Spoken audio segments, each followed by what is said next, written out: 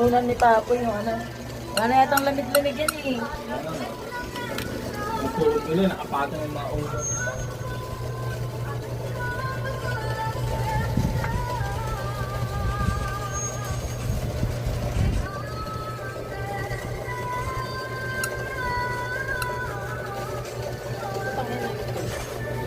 Yung ulam ng tuta na ano, atay balunan. Yung ulam yung sa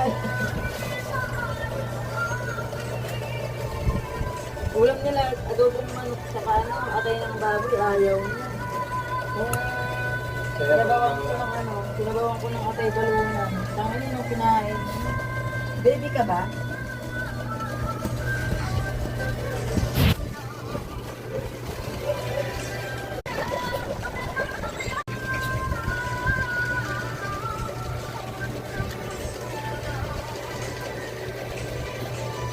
Dapat yung Rizal mo, tapos. Kaya nga eh, private pa kasi.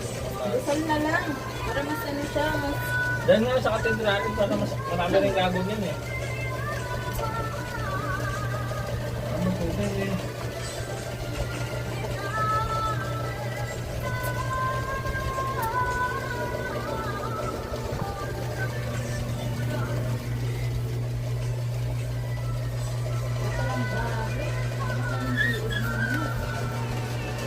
Nasa iba ba?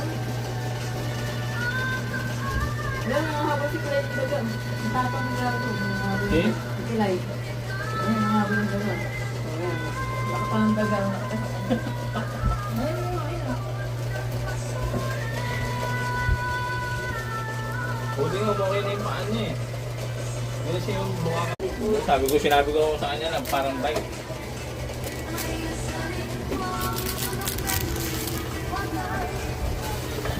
Ganun lang ako no, 35,000.